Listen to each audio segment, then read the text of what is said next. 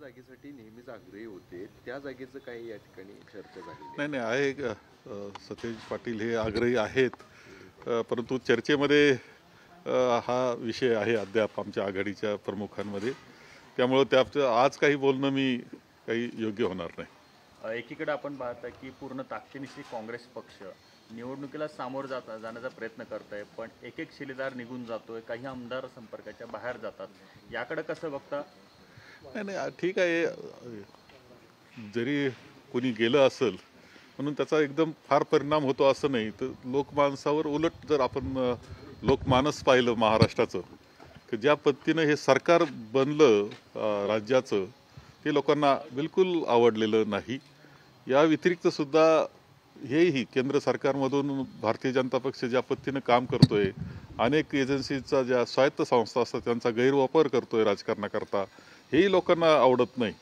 आणि अशा याच्यामध्ये कुणी जात असेल तर त्याचा पक्षावर परिणाम होईल असं मला वाटत नाही. लोकमानस ज्यावेळेस आमच्याबरोबर आहे त्यावेळेस नवे माणसं पुढे येतील, नवे युवक पुढे येतील, ते जागा धरतील, त्यांचं नेतृत्व निर्माण होईल, त्यामुळे तोटा होईल असं समजण्याचं कारण नाही.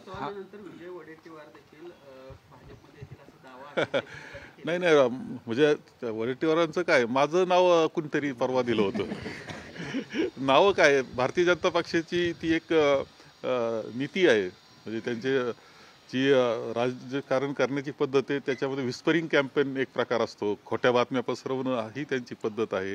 त्या पद्धतीनं सगळ्यांनी सगळ्यांची नावं तिकडे ज्याच्या भागात घ्यायचे, महाराष्ट्रात घ्यायचे आणि गोंधळाचं वातावरण निर्माण करायचं, हे त्यांच्या कार्यपद्धतीचा तो भाग आहे. ते सरळ राजकारणी नाही आहेत. सरळ राजकारण जे असतात, निरोगी राजकारण ज्याला म्हणतात, ते पूर्वीच्या काळातल्या लोकांनी पाहिलेलं आहे की तत्वाचं असतं, विचाराचं असतं. हे आता तत्व विचाराच्या पलीकडे गेलेले आहेत. पहिल्या फळीतील काँग्रेसच्या नेत्यां सगळे जे आहेत बऱ्यापैकी ईडीच्या रडारवर आहेत. दुसऱ्या फळींना खूप चांगली संधी मिळते, त्याचा चांगला उपयोग होईल असं वाटते. उदाहरणार्थ सतेज पाटील आहेत. नाही, सतेज पाटील हे तर पुढील काळामध्ये त्यांनाच सर्व सांभाळायचं आहे. ही व्यक्तिमत्व अशी आहेत की महाराष्ट्र सांभाळू शकतात, देशामध्ये सुद्धा चांगलं राजकारण करू शकतात, इतक्या क्षमतेचे आहे. पुढचा काळचं त्यांचा नक्कीच आहे.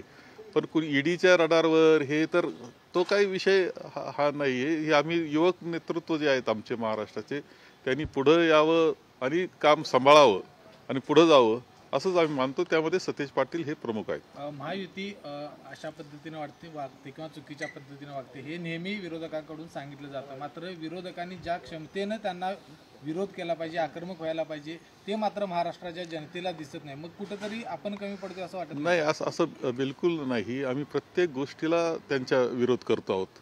मणिपूरमध्ये जे घडलं त्याचा विरोध आम्ही मोठ्या प्रमाणावर केला. शेतकरी आंदोलनाचा ज्या पद्धतीने त्यांच्यावर आता अश्रुधूर सोडला जातोय, गोळ्या झाडल्या जात आहेत, त्याच्यावर सुद्धा आम्ही विरोध करतो. ते आंदोलन मोडण्याचे जे प्रयत्न आहेत, हे देश पातळीवरच्या अनेक गोष्टी आहे की ज्याचा विरोध आम्ही करतो, किंवा राज्य पातळीला जे चुकीचं चाललं त्याचा विरोध करतो.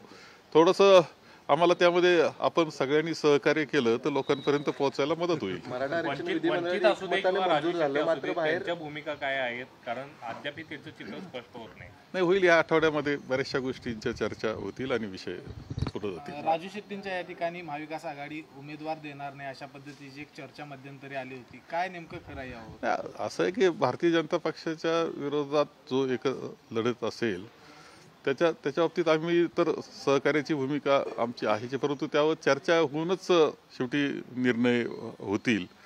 शेवटी त्यांनी भारतीय जनता पक्षाच्या विरोधात राहणार हे बी सांगावं लागणार आहे, त्या तत्वज्ञानाच्या कार्यपद्धतीच्या विरोधात राहावं लागणार आहे हे सांगावं लागलं. आमच्याबरोबर शेवटी जो आघाडीमध्ये त्यांना यावं लागणार आहे ही वस्तुस्थिती आहे.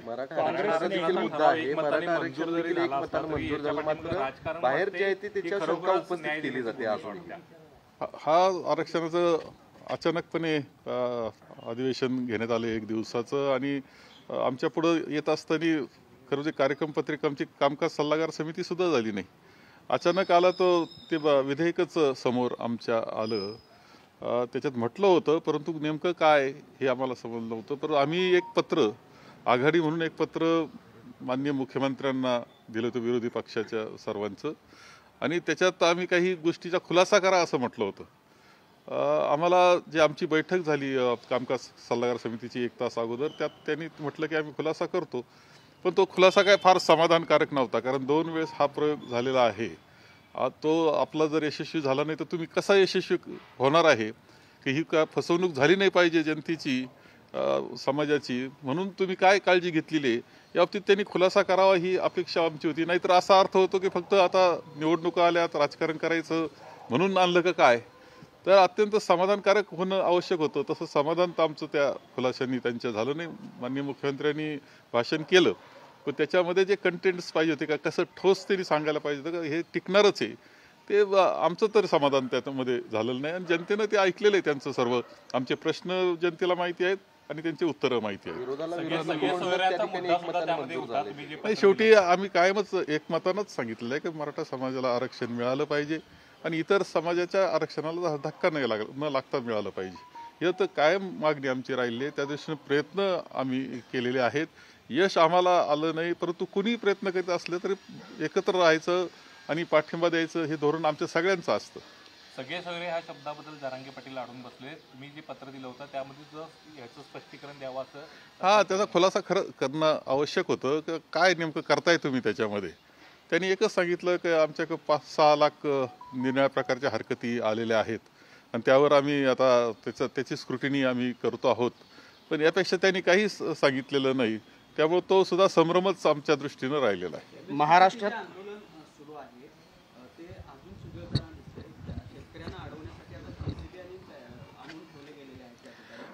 या सरकारमध्ये केंद्र सरकार भारतीय जनता पक्षाचं किंवा आपण राज्याचं पाहतो यांचं शेतकऱ्याच्या बाबतीत धोरण काय आहे असं जर पाहिलं तरी आपण लक्षात घ्या. आपण कोल्हापूरचे शेतकरी इकड किंवा महाराष्ट्रातला शेतकऱ्याचा विचार जरी केला आणि ऊसाच्या शेतकऱ्याचा विचार केला खरं म्हणजे 4 पैसे शेतकऱ्याला मिळाले तर त्याच्या जीवनात काहीतरी आनंद निर्माण होईल. तो आणखी प्रगती चांगली करेल.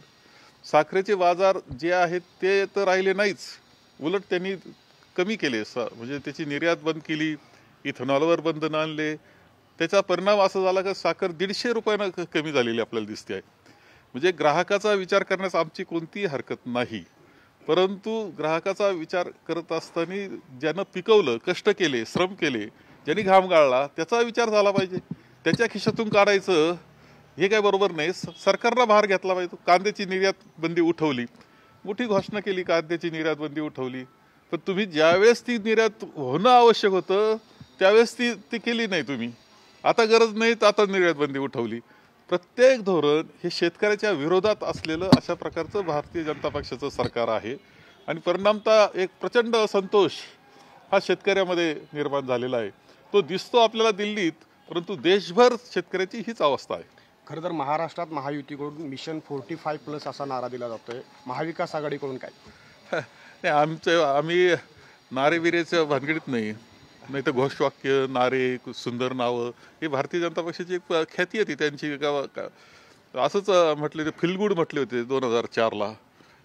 तर काय झालं, फिलगुड झालं. 2004ला काय झालं आपल्या सगळ्यांना माहिती आहे. परंतु सर्वे काय येतात हे पहा तुम्ही. त्या इंडिया टुडे सारख्या एका नामवंत कंपनी ज्यावेळेस सर्वे करतील त्यात दाखवलं की 28 जागा ह्या आमच्या आघाडीच्या येणार आहे हे दाखवलं.